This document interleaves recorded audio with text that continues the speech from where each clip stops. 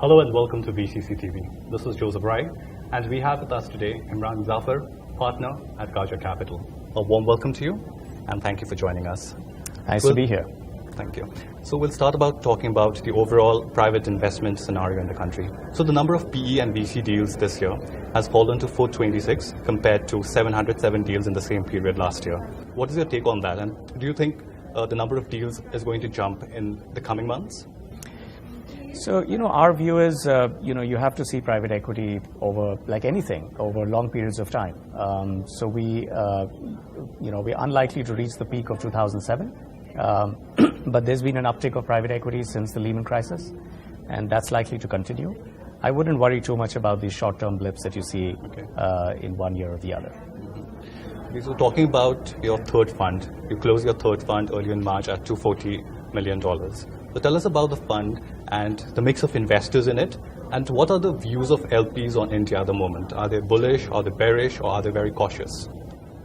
So, we had a target of $225 million, so it's an oversubscribed fundraise, a successful fundraise. It took a while. I won't say that the LPs are lining up to get into India, but the serious long-term investors are looking at India seriously, and they're looking at it from a long-term perspective. But they're also looking for teams that are stable. They're looking for teams of specialists. They're looking for track records.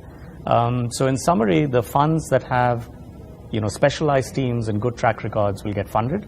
And there has been over the last 4 or 5 years a churn in the industry, and that's going to continue. But the ones with good track records will get funded. So what have been the major learnings from the second fund that you'd be applying for investments in the third fund? So this is our 12th year of investments, and our strategy has remained largely the same. We continue to invest we continue to be a team of specialists. We specialize in 4 sectors: education, financial services, consumer, and healthcare. Our strategy has, been to invest in Series B, C growth situations, but in the last 5 years, we've increasingly gotten comfortable in taking control positions in companies, and we see a huge opportunity in mid-market buyouts, especially in sectors that we understand well, such as education, financial services, and consumer.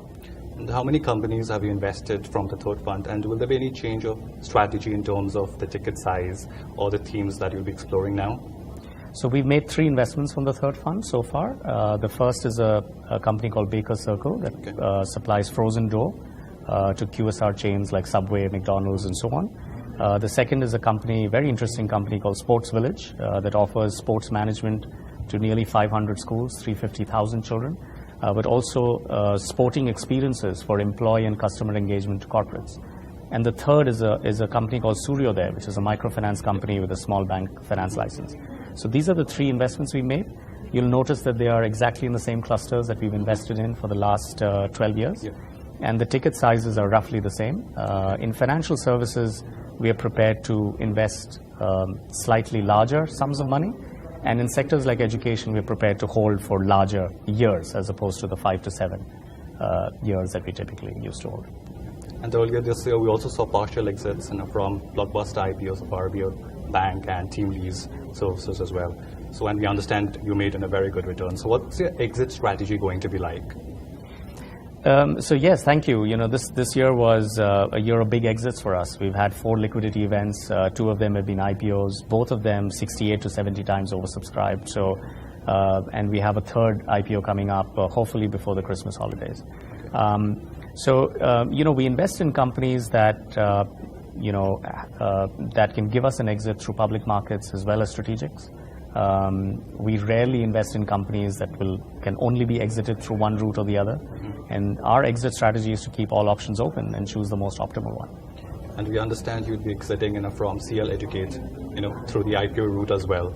So given that, public listed education companies have not done so well, what are your expectations from CL Educate? We see CL Educate as a consumer company. It's a 20-year-old business. It's made profits in 18 out of 20 of those years. It's run in a very institutional manner. It's a board-driven organization. Satya and Gautam Puri have created an institution that can, grow for the next 20 years. So we see it as a consumer company. that happens to be in skills, jobs, careers, and education. And we think they'll do well. And our strategy, in exits is to invest as much as we can in a good company and hold on to it for as long as we can. And so, like we've done in TeamLease and RBL, we will be selling part of our stake at the IPO and hold on for the rest. All right.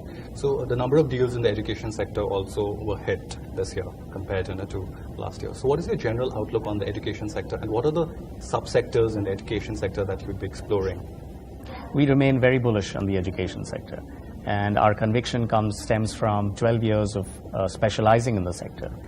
This is one of our largest areas of focus. We've invested a very substantial part of our capital over the last 12 years in the education sector and have done well.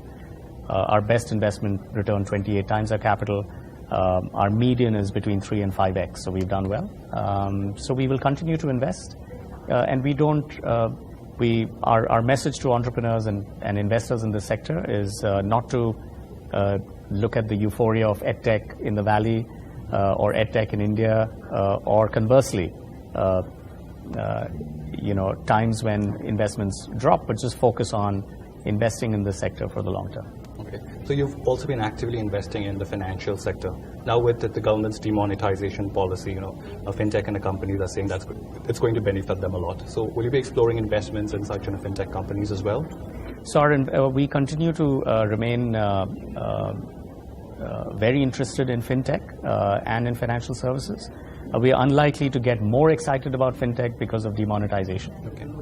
So that's unlikely to change our view. But in general, we think if you're asking me what our views are on demonetization, I feel that there'll be temporary hiccups. But in general, it seems like it'll do more good than bad for the country. And I'm personally excited at the prospect of what this can do for technology, fintech, and inclusion in this country. All right. And which other sectors are very attractive at the moment, and which sectors will you be betting on at the moment? So education would be my top pick. It's what I look at very closely. But in addition, the subsegments in healthcare that are looking very good. Okay. Consumer, financial services. Investors like us focus on the mid-market wallet. So the middle-class wallet. These are the 4 categories of larger spend. We focus on those and look for companies that can appropriate value. You mentioned some subsectors of Healthcare. Subsectors are very interesting. So we look at niche hospital chains in states that are underpenetrated. We like those. We've looked at niche pharmaceutical companies, consumables, but largely focus on the delivery side and services side of healthcare. Okay. And finally, what would be your message to entrepreneurs or companies seeking to get investment from your private equity firm?